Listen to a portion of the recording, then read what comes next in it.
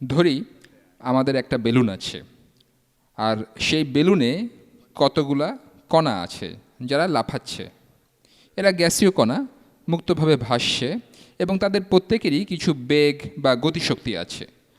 যেটা নিয়ে আমি ভাবছি তা হলো, আমি আমি তার আগে আরও কিছু কণা এঁকে নেই।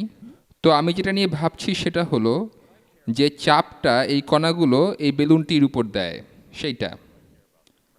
আর চাপ কি? চাপ হলো প্রতি একক আয়তনে প্রযুক্ত বল, ফোর্স পার এরিয়া। এবং এখানে আয়তন হলো বেলুনের এই অভ্যন্তর ভাগ।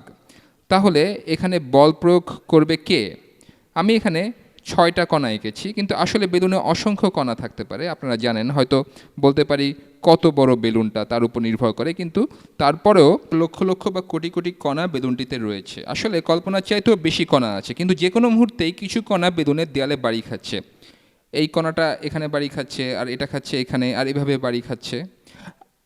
আর এরা যখন বাড়ি খাচ্ছে তখন এরা দেয়ালে কিছু বল প্রয়োগ করে। এটা হলো বহির্মুখী বল, যা বেলুনকে ফুলাতে থাকে। চলুন দেখি যে এই চাপটা কিসের উপর নির্ভর করে। প্রথমত, যত দ্রুত কণাগুলো নড়াচড়া করবে চাপও তত বাড়বে। যত দ্রুত কণাগুলো নড়াচড়া করবে চাপও তত বাড়বে। ফাস্টার পার্টিকেলস প্রেশার বেশি দিবে। আর ধীরগতি সম্পন্ন কণাগুলো পাত্রের দেয়ালে কম ধাক্কা খাবে। আর যখন ধাক্কা খাবে তখন তার ভরবেগের পরিবর্তনও কম হবে। তাহলে ধীরগতি সম্পন্ন কণা মানে হলো চাপ কমে যাওয়া। চাপ কমে যাওয়া। বাস্তবে প্রতিটা কণার গতিশক্তি বা বেগ বা তার দিক বের করা অসম্ভব, কারণ কণার সংখ্যা হয়তো কোটি কোটি। তো এই জন্য আমরা যা করি তা হলো কণাগুলোর গড় শক্তি বিবেচনা করি। আপনারা ভাবতে পারেন কণার গড় শক্তি কোনো নতুন ধারণা হবে। এটা আসলে পুরানো এবং পরিচিত একটা ধারণা নতুন করে দেখার উপায়। তা হলো টেম্পারেচার বা তাপমাত্রা। তাপমাত্রাকেই কণাগুলোর গড় শক্তি হিসাবে ধরা হবে। তাহলে তাপমাত্রাই এখানে সমান না লিখে প্রায় সমান দেখাচ্ছি, কারণ এতে আরও ব্যাপার আছে। তো তাপমাত্রাই প্রায় অ্যাভারেজ এনার্জির সমান। আসলে গতিশক্তি, তাই না? কেননা কণাগুলো ঘুরছে এবং ধাক্কা খাচ্ছে। তাপমাত্রা যত বেশি, গতি তত বেশি, এবং তত বেশি এরা পাত্রের গায়ে ধাক্কা খাবে। কিন্তু টেম্পারেচার মানে অ্যাভারেজ এনার্জি। অ্যাভারেজ এনার্জি, যা থেকে বোঝা যায় যে এনার্জি পার পার্টিকেল বা প্রতি কণার শক্তি। এখন যদি এখানে একটা কণা থাকতো তবে বেশি তাপমাত্রাতেও কম চাপ পাওয়া যেত, লক্ষ লক্ষ কণা থাকলে যত পাওয়া যায় তা থেকে। আমি এঁকে দেখাচ্ছি। আমি এখানে 2টা পাত্র নেই।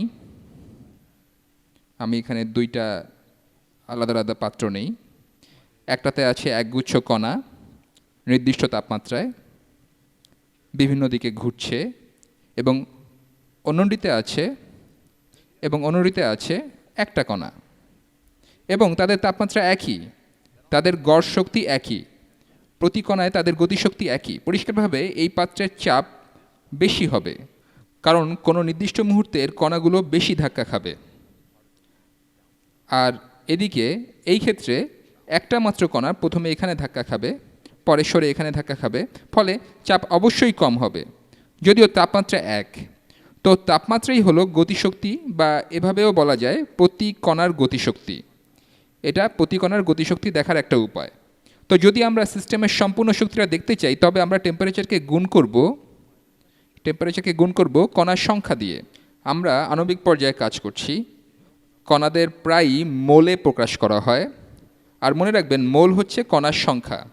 তো চাপ পি সমানুপাতিক হচ্ছে, বা আমরা এখানে সমান বলতে পারি, সমান কোনো একটা ধ্রুবক, ধরি আর, গুণ, আমরা এখানে এককগুলো ঠিক রাখতে চাই, তো আমরা তাপমাত্রার একক কেলভিন বলতে পারি, কিন্তু আমরা শেষ পর্যন্ত জুলে আসতে চাই।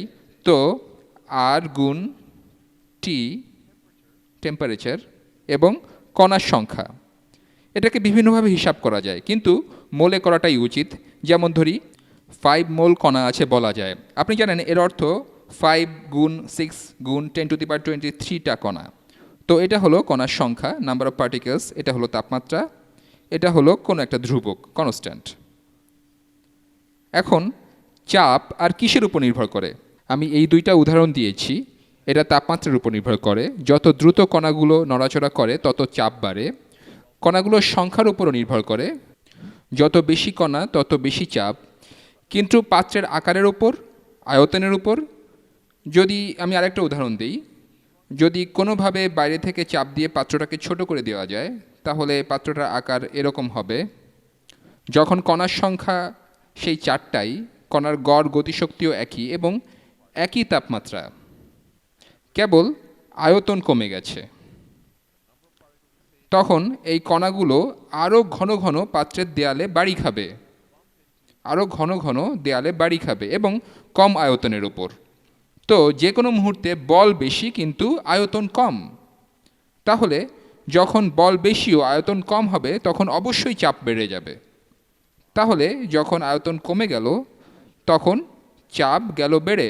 তো আমরা বলতে পারি চাপ সমান না, বরং পি হচ্ছে বা প্রেশার হচ্ছে ভি বা ভলিউমের ব্যস্তানুপাতিক। তো চলুন এটা নিয়ে একটু ভাবি, একে সমীকরণে ব্যবহার করি। তাহলে প্রেশার, পি সমানুপাতিক, এখানে কোনো একটা সমানুপাতিক ধ্রুবক ধরি আর, গুণ কণার সংখ্যা এন গুণ তাপমাত্রা, এটুকু হলো সমস্ত শক্তি এবং ব্যস্তানুপাতিক ভি বা ভলিউমের। তো যদি উভয় পক্ষকে ভি দিয়ে গুণ করি তবে পাই পি গুণ ভি সমানুপাতিক কণার সংখ্যা গুণ তাপমাত্রা, অর্থাৎ পিভি সমান সমান আর এন টি। একটু উল্টে লিখলেই সেই ফর্মটা পাবেন যেটা রসায়ন বইয়ে সবচেয়ে বেশি দেখেন।